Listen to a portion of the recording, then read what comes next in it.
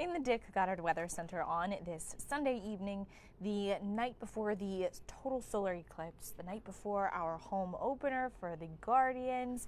So we have a lot going on. If you've even stepped foot near downtown, you know it is a bustling city this weekend, and it will continue to be so as we get into the next 24 hours. And of course, everyone is wondering, how does that forecast look? We had a small chance for rain showers in the forecast, and we still do. However, the gist of it is that I do think you will have a good viewing of the total solar eclipse tomorrow. So here's what's happening. We've got a warm front that will be lifting through overnight into early morning tomorrow. That is going to bring some showers. Nothing widespread and super heavy, but I would say about a 20% chance to impact your day. Let's go ahead and quickly just walk through a broad view of it. So we'll tonight see those clouds increase, see the showers overnight, and then those wrap up, I would say, by 10, 11 o'clock. Your lunch hour looks dry. We will still have clouds around for the eclipse. I'll show you how much I'm expecting here in a second. But then this actually is going to kick off a pretty active pattern for the work week ahead. We've got a couple rounds of rain and some storms coming through Tuesday, Wednesday, Thursday. All right, let's take it in a little bit closer to home now. Oh, and as always, guys, if you've got questions about the forecast, I'm going to give you a pretty detailed look at the showers I'm expecting for tomorrow and the cloud cover. However, you know, if it's something that I don't cover, feel free to drop it in the comments, and we will continue to update the forecast tomorrow as the morning goes on as well. So here's another closer to home look at the clouds and the rain. There's about 1:30, 2 o'clock. The rain will move in from the west, southwest, of course. Overnight temperatures not looking too bad. They're going to be pretty mild, mid-40s by early morning. The one really nice thing is that tomorrow looks nice and warm. Obviously, this is an outdoor viewing event. Same with the Guardians game. Everyone's going to be outside for that. The weather looks fantastic in the sense of temperatures. We're going to be pushing upper 60s for the afternoon. If you live in the west, you're likely to be even just a touch warmer. Now, the winds will be a bit more variable if you are up along the waterfront here in the Cleveland area or anywhere along the waterfront, really. So you might see a touch cooler temperatures, but I'm not expecting much of a lake breeze to really kick in. So there's a look at 3 o'clock, okay? Cloud coverage, I would give it about 50%. We're going to begin to see the clouds clear west a little bit quicker and a little bit more significantly.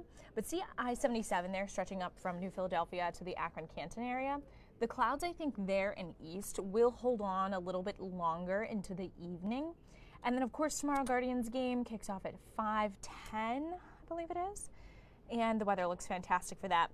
At that point, we will even start to see the clouds clear for the end of the game and by the time the sun goes down. So you don't have to worry about that. Don't need the rain gear for any activities tomorrow.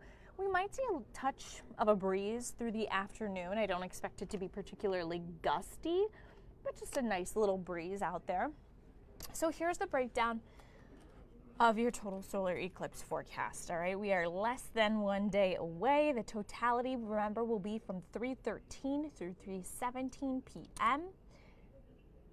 Quick little breakdown there. Temperatures will be in the mid to upper 60s. Just depends on what neighborhood you're in, but all of us will be very comfortable. I can tell you that. It will, of course, be slightly warmer to the west with fewer clouds. Here's a look at the kind of hour by hour illustration of the cloud cover. See how I said east of I-77, the clouds hold on just a little bit longer and a little bit more thick.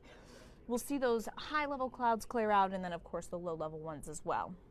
So I think even this, the cloud coverage percentage, might be a little high for our eastern communities. Cleveland, I think 65 is pushing it. I think that's a little high as well. And then the home opener. Mild, dry, first pitch at 5:10 p.m. Grab the sunglasses. I do think you'll begin to need them as the game goes on. I'm checking comments here. Haven't seen anything too pressing. Let me know you guys are watching and tuning in today. And let me just pull them up really quick here to see if anyone has anything else. I think we're good to go. And then here's a look at that 8-day forecast. So the showers tomorrow, there's a 20% there. It's early in the day. I do expect them to be wrapped up by the time you're heading to lunch. And I know there's lots of people in from out of town. You should be good to go to, take a stroll downtown or head to probably your camping spot for the eclipse tomorrow. I know West and Bay Village and Westlake, there have been a lot of parks that are doing that. Tuesday, Wednesday, Thursday, things get a little soggy. It's not going to be a washout of a day, except for Thursday, I expect. and then we begin to dry out for the weekend. But look at those steadily warmer temperatures in the 60s and 70s. I hope everyone is safe tomorrow. You know, make sure you've got your glasses ready to go for the solar eclipse. And weather-wise, you don't have too much to worry about. So that is some good news. We all had our eye on this for quite some time, and it really does look to be shaping up for us. Again, any questions that I did not cover, drop them in the comments. If you want a more detailed forecast, head over to fox8.com, the weather tab, forecast discussion. Take care, guys.